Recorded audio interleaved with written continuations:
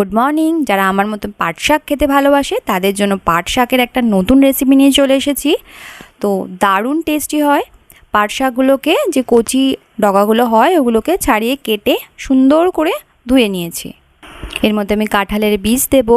কাঁঠালের বীজের খোসাগুলোকে সুন্দর করে ছাড়িয়ে নেব আগে, তারপরে গোল গোল করে কেটে নিয়েছি পাতলা পাতলা করে। একটা পেঁয়াজ কুচিয়ে নিয়েছি, 4-5টা কাঁচা লঙ্কা কেটে নিয়েছি। সর্ষের তেল দিয়ে তার মধ্যে আমি কালো জিরে ফোড়ন দিলাম, পেঁয়াজ কুচিগুলো দিয়ে দিলাম, একটু নাড়িয়ে নেব, কাঁচা লঙ্কাও দিয়ে দিয়েছি। তার মধ্যে যে কাঁঠালের বীজগুলো কেটে রেখেছিলাম পাতলা পাতলা করে সেইগুলো দিয়ে একটু নাড়াচাড়া করে নিলাম ভালো করে। গ্যাসটা একদম কমানো আছে। তার মধ্যেই একটু ভাজা হলেই শাকগুলো দিয়ে দেব। তার মধ্যে 1 চামচ হলুদ আর 1 চামচ নুন মিক্স করে দেবো। শাকটাকে ভালো করে নাড়িয়ে চাড়িয়ে একদম গ্যাস কমিয়ে ঢেকে দেবো। এর থেকে যে জলটা বেরাবে তার থেকে কাঁঠালের বীজগুলো ভালো করে সেদ্ধ হয়ে যাবে। এবার এইভাবে জল বেরিয়েছে, তো জলগুলোকে আস্তে আস্তে শুকিয়ে নিতে হবে। তারপরে পুরো শাকটা আমার রেডি হয়ে যাবে। দারুণ টেস্টি লাগে। তো একবার নিশ্চয়ই ট্রাই করবেন। তো আজকের জন্য এখানেই টাটা।